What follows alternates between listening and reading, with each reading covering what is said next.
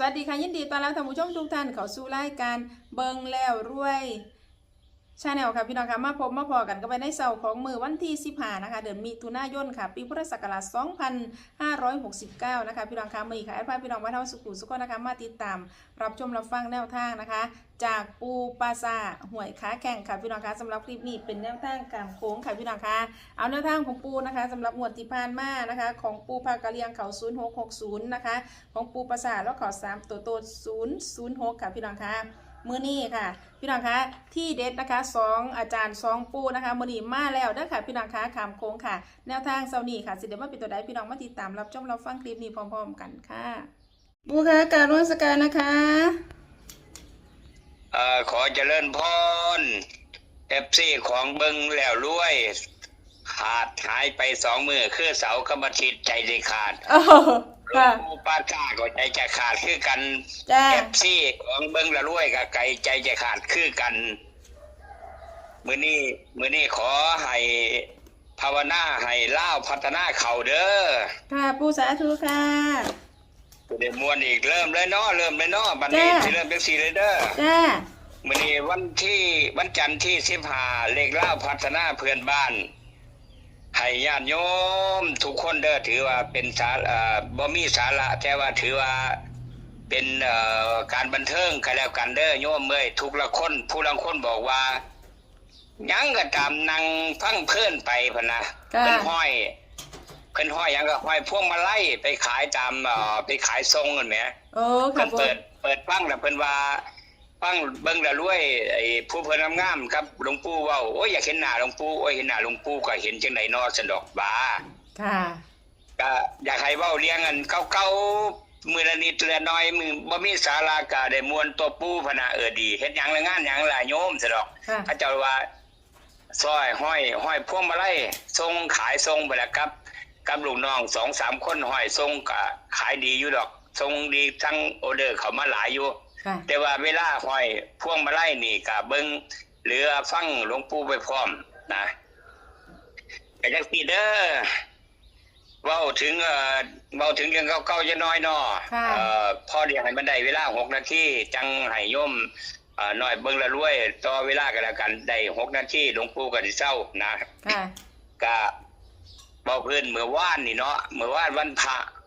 ยามมื้อแลงเขาเจ้าโทรมานิมนต์ไปนอนให้ไปนอนอยู่พุ่นตื่นเช้าสันเขาวันพระแล้วค่อยมาเด้อหลวงปู่พุ่นน่ะสันเขาเช้าจะค่อยมาพุ่นน่ะอยู่ไสว่าอยู่บ้านวัดทับกระดานอำเภอสองพี่น้องจังหวัดสุพรรณบุรีคนเก่าๆนั่นล่ะสรุปแล้วว่าไปแล้วพันเป็นทุ่มหางเครื่องที่พุ่มพวงเคยอยู่นำกันแหม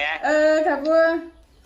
เพิ่นมาเฮ็ดกับข้าวอยู่วัดทับกระดานไม่กับข้าวกับน้ำแล้วก็เว้ากันก็เลยไปฮอดกันเลยนิมนต์ไปคุยกันนั่งปั๊บลูกอ่ะ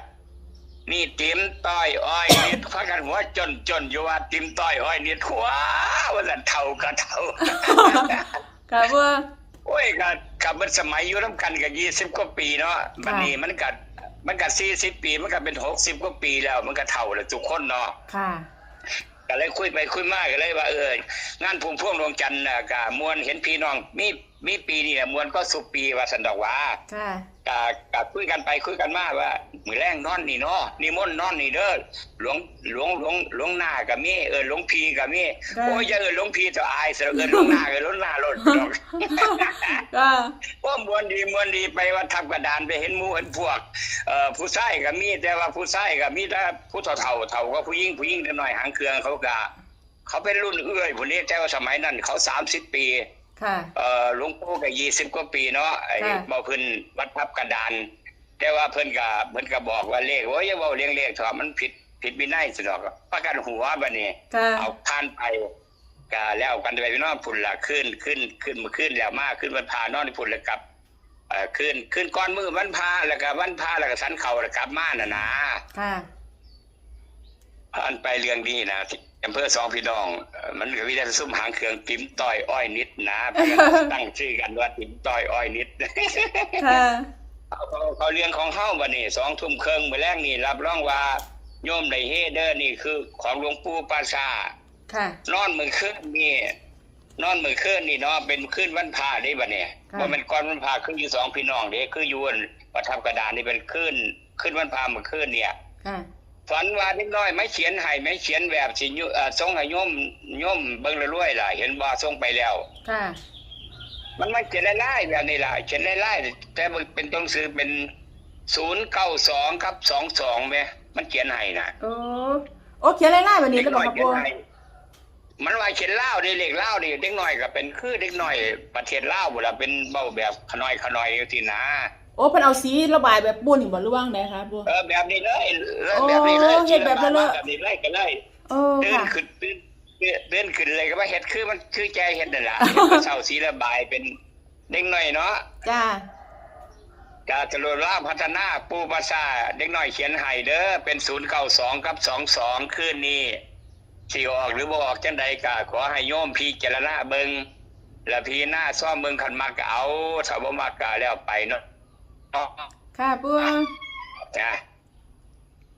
มีหยังที่ถามอีกบ่ปู่คะบัดนี้ของปู่กะเลียงนี่เพิ่นสิได้ช่วงบ่ายคือเก่าบ่คะปู่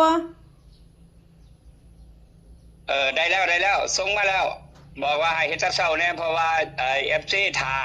ได้สิขาดได้ผู้ลางคนคันบ่ายมันสิบ่ได้ฟังเพราะว่าเอามาแต่เช้าส่งมาแล้วเอาเลยบ่เอาเลยค่ะเอาน้ำกันเลยเนาะค่ะปู่เอาน้ำกันรวดก็ได้ปู่กะเลี้ยงเพิ่นได้เด้อจ้าเพิ่นได้มื้อคืนนี่ตามลาวได้276เด้อโอ้ค่ะปู่เท่านั้นล่ะก่อนที่จบนี่ก็ขออำนวยพรให้ญาติโยมทุกผู้ทุกคนคันแม่นรวยจังไดกันบ่ว่าสิเป็นของปู่กะเลี้ยงก็ดีหรือว่าของหลวงปู่ปราสาทก็ดีก็คันซื้อเพื่อแน่เพราะว่าสิได้เฮ็ดอันกุฏิให้พระเพิ่นมาหลายจังได๋อยากมาอยู่ตะน้ำหลวงปู่ปราสาทเดี๋ยวนี้มี9รูปแล้วกุฏิ9อันเต็มบัดนี้เลยปรึกษากับสร้างว่าต้นทุนเท่าใดต้นทุนอันนึงก็ประมาณ 3-4 หมื่นก็อยู่ได้แล้วหลวงปู่พุ่นน่ะเอาเฮ็ดให้แน่2อันเด้อสนอกเลยสร้างเพิ่นเฮ็ดก็ซอยกันสร้างกุฏิว่าสำนักสงฆ์ปราสาทนี่ก็รู้สึกว่ามิตรภาพอยากมาอยู่นำปู่จำพรรษานี่แม่มันหลายญาติโยมเพิ่นเลี้ยงบ่ไหวนะเนาะแม่นบ่จำเป็นต้องเฮ็ดฉะนั้นคันได้ปัจจัยก็มารวมสร้างเด้อโยมเด้อก่อนที่จบนี่ก็ได้เวลา6นาทีเกือบ7นาทีแล้วก็ขออำนวยพรให้ญาติโยมทุกผู้ทุกคนที่ฟังรายการเบิ่งและรวยก็จำไว้ว่าผู้ประสาให้ว่าเด็กน้อยเขียนแบบนี้ละแบบส่งมานี่ให้092กับ22เด็กน้อยเขียนให้ส่วนว่าผู้พระกะเลี้ยงเพิ่นให้มาเรียบร้อยแล้วคือ276เดี๋ยวสิส่งไปให้เบิ่งเด้อค่ะก็ขออำนวยพรให้โชคดีให้เล่นหรือว่าเลขเล่ากับพี่หน้าเบิ่งผู้ลางคนนี่ก็โชคดีมันแข่งหยังก็แข่งได้นิยมแต่ว่าแข่งเพิ่นว่าแข่งหยังก็แข่งได้ตั้งแต่แล่นเสียงกันบาสนาไผมันเสียงกันบ่มีใดขออำนวยพรให้โชคดีทุกคนทุกคนเจริญพรขอบคุณปู่หลายๆนะคะปู่กับนมัสการนะคะปู่สาธุค่ะ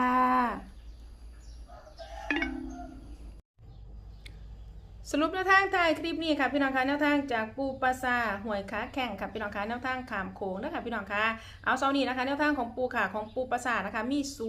092แล้วก็22พี่น้องคะ092กับ22อันนี้ของปู่แล้วฝันว่าเด็กหน่อยมาเขียนให้ดิพี่น้องคะเขียนให้แล้วก็เอาสีระบายปู่แล้วก็เฮ็ดคือจังเด็กหน่อยเฮ็ดในความฝันนะพี่น้องคะปู่เราสีชมพูระบายไปเบิดเลยพี่น้องคะคือจังเด็กหน่อยเพิ่นเขียนแล้วเพิ่น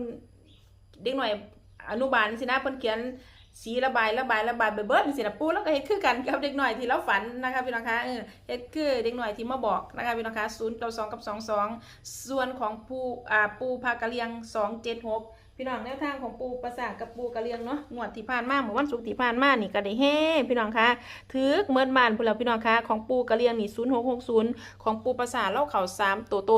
006พี่น้องคะพี่น้องอย่าลืมนะคะแคปหน้าจอเอาไว้พร้อมพี่น้องเซานี่นะคะแนวทางขามโขงจากปู่ปราสาทกับปู่กะเลียงค่ะพี่น้องคะแคปหน้าจอด้วยนะคะพี่น้องคะก็มีประมาณนี้ค่ะสำหรับแนวทางจากปู่ปราสาทหวยค้าแข่งนะคะแล้วก็ของปูพากะเลียงนะคะขามโค้งพี่น้องอย่าลืมค่ะนำไปพิจารณาเบิ่งนะคะพี่น้องคะทางช่องนำเสนอเพื่อเป็นแนวทางคือเก่าค่ะพี่น้องคะโปรดใช้วิจารณญาณในการรับชมรับฟังนะคะขอขอบคุณพี่น้องค่ะสำหรับการติดตามรับชมรับฟังนะคะขอขอบคุณสำหรับข้อมูล ในคลิปนี้นะคะพี่น้องคะขอบคุณแนวทางจากปูปาซาหวยค้าแข่งค่ะสำหรับพี่น้องท่านใด